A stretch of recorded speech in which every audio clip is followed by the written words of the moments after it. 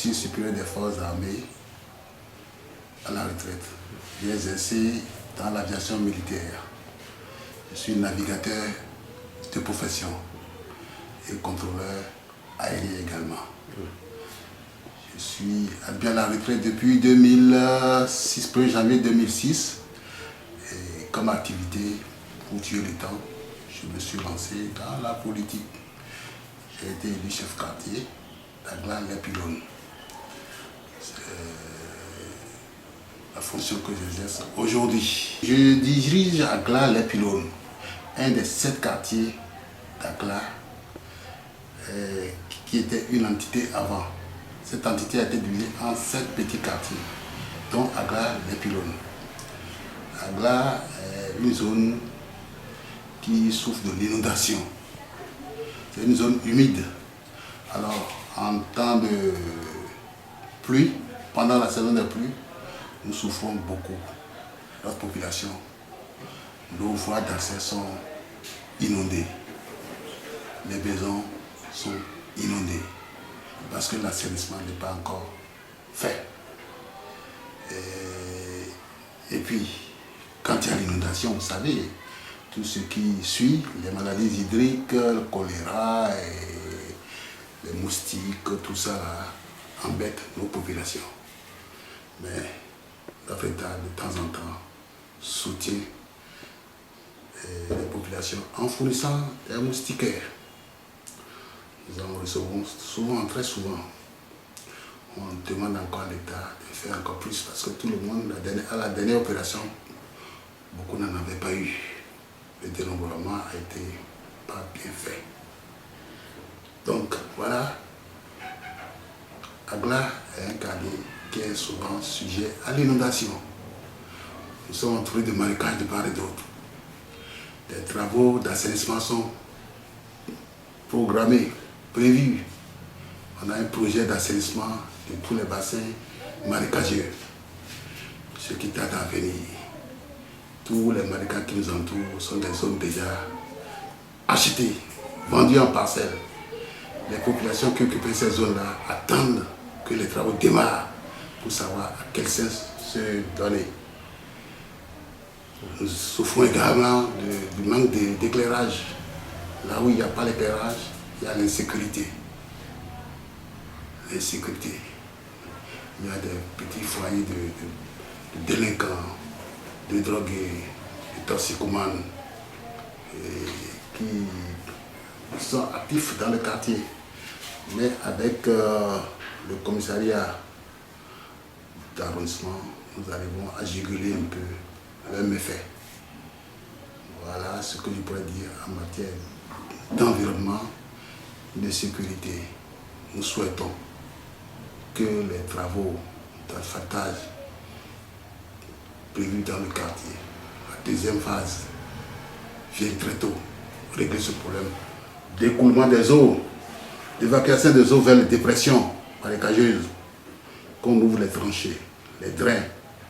Ainsi, nous allons souffrir moins des affres, des pluies. Surtout ces derniers temps-ci, avec les travaux routiers, l'asphaltage, surtout au niveau d'Aplomé, il y a un nouveau pont qui est en construction, pratiquement fini. Donc ça fait bloquer les eaux en amont. Et ces eaux-là nous ont affecté toute nos populations riveraines du canal Is sont inondées. Et les enfants quittent le quartier Aplomé pour le quartier Agla-les-Pylones, le CG Les Pylones. C'est un CG qui sert tous les quartiers d'Agla.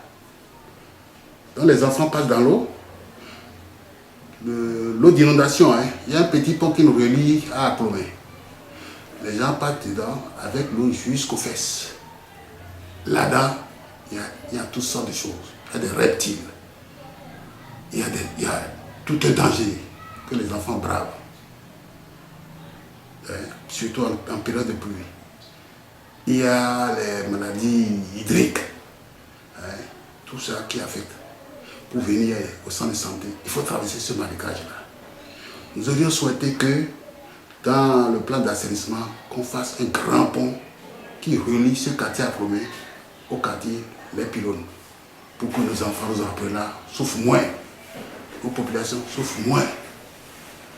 C'est surtout nos souhaits. C'est le souhait de tout le quartier. Parce que le pont qui est fermé a bloqué l'eau. Toutes les eaux qui viennent de l'Est sont bloquées, ça ne circule plus vers l'échangeur de Godomé qui dirige l'eau vers le lac Noukoué. Donc ce qui a fait que toutes les maisons qui sont autour des marécages sont inondées. Les populations ont les lits dans l'eau. Voilà. On dit que la plus belle femme ne peut donner que ce qu'elle a. Nous savons que nous travaillons, nous assistons aux populations avec nos belles moyens. Et nous vous dirions que la commune nous assiste, nous donne les moyens. À ma passation de service, on m'a donné qu'un registre des états des lieux des parcelles du quartier, un cahier et 2 bics. Tout le reste, c'est de notre propre effort. Il n'y a rien qui soit à l'État. Il faut faire tourner l'administration locale. Parce que tout part de la base. Tout part de la base.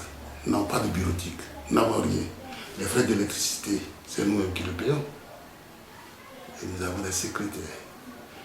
S'il n'y avait pas ce personnel-là ici, lorsque le chef quartier va aux réunions au niveau de l'arrondissement, la préfecture ou la mairie, le bureau restera fermé, ce qui va affecter les populations pour leurs besoins. Nous voudrions qu'à l'avenir, que l'État, la mairie, pense à soutenir les chefs quartiers. Nous faisons beaucoup du social. Quand il y a un événement, un décès,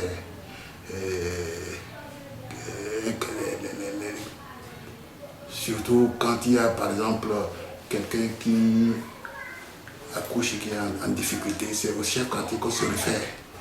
Et vous devez sortir l'argent, même si vous n'en avez pas. Vous sortez de votre poche d'abord, en attendant que le service social ne prenne cette personne en charge. Voilà les difficultés auxquelles sont confrontés les chefs quartiers. Nous souhaitons le soutien, l'appui de nos autorités à divers niveaux. Je suis très content de votre passage. Ça donne une certaine visibilité à nos quartiers. C'est comment le Bénin profond. Le Bénin profond n'est pas à Choubi-Choubi, hein. C'est même dans les villes. Nous manquons d'infrastructures, nous manquons d'éclairage, nous manquons de l'eau dans certaines maisons. L'adduction d'eau n'est pas partout. On souhaiterait que l'État pense à nous. Merci de votre intervention. Merci de nous rendre visibles et d'écouter nos doléances. Je vous remercie.